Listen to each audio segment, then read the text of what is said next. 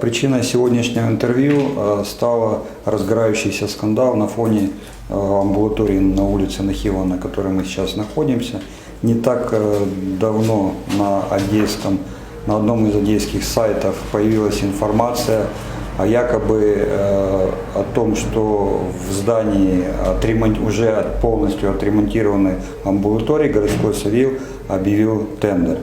По поводу того, насколько выполнен ремонт, вы сможете показать это зрителям.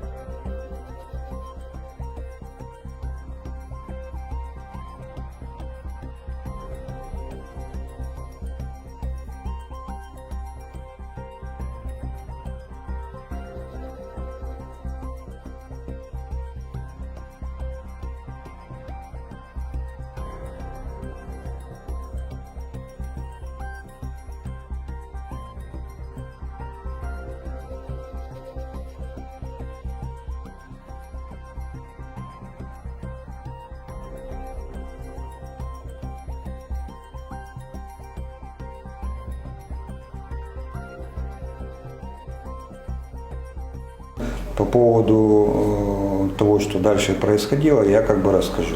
Во-первых, на прошлых выборах 2019 года один из кандидатов пообещал отремонтировать данное здание и передать, так как этот дом находился на балансе судоремонтного завода, на баланс города. Я думаю, что эти работы будут закончены в срок, и результатом которого будет уже хорошее отделение детской поликлиники, отвечающее всем требованиям современного времени. На баланс города здание передали, сам объект не отремонтирован. Отремонтирован, так скажем, начали, бросили. Начались опять у нас выборы, опять то же самое, начали, не закончили. Городской совет, нуждаясь, мы понимаем, что эта часть города нуждается в амбулатории, разработала проектно-сметную документацию и объявила тендер. То есть на данный момент процедура еще проходит, она не закончена. Теперь хочу несколько слов уделить все-таки всем, кто обращается. В пятницу у нас приезжали с центрального телевидения, так сказали, что они центрального телевидения, почему-то часть интервью показали, а часть интервью с заместителем городского главы упустили. Наверное, это не входило в концепцию самой идеи. Теперь немножко по процедуре, чтобы всем было понятно. То есть на объекте коммунальной собственности разрабатывается проектно-сметная документация. В установленном порядке она проходит экспертизу, получает заключение этой экспертизы, утверждается решением исполнительного комитета, и только после этого распорядители кредитов имеют право объявлять тендер. Смета является инвесторской, то есть это вопрос о намерении.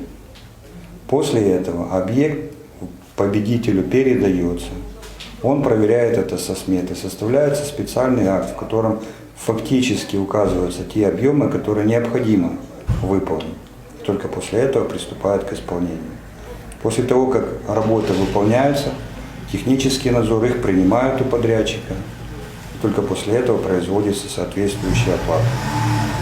На данном этапе мы находимся только на первой стадии, это проведение тендерной процедуры.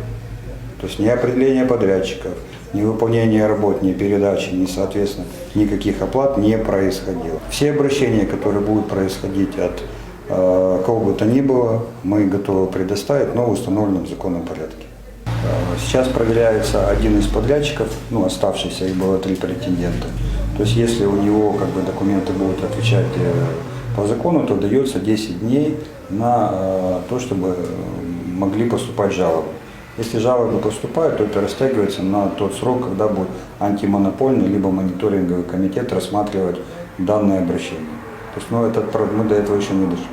На сегодняшний день программа «Прозорок» позволяет любому желающему открыть и посмотреть всю информацию по объекту, начиная с момента объявления и до его завершения. На самом деле, как бы, буря в стакане. Да. Объект маленький, он нужный, но он очень маленький. То есть тут работы как бы на месяц максимум, и объект будет завершен. Помимо внутренних работ, которые вы сейчас увидите и покажете, необходимо еще обустроить пандус. Это обязательное требование и строительных норм и правил, и требования НСЗУ. И фасад по тем требованиям, которые опять же требуют НСЗУ на сегодняшний день. Мы это помещение закрыли так, как понимаем, что этот объект уже перешел из просто амбулатории в объект политического состязания. То есть мы как бы решили этот объект не политизировать. То есть он будет проводиться исключительно только для того, для чего он предназначен, для лечения больных. Поэтому на данный момент, пока не закончится процедура, не будет определен законный подрядчик, здесь никто выполнять работы не будет. Для того, чтобы действительно мы как бы понимаем, что этот объект стал таким популярным, для того, чтобы исключить все возможные такие инсинуации, мы с началом работ поставим здесь систему видеонаблюдения здесь и внутри, и как бы и дадим общий доступ. Как это у нас есть сейчас на спорткомплексе и на ранее строящемся объекте «Светлячок».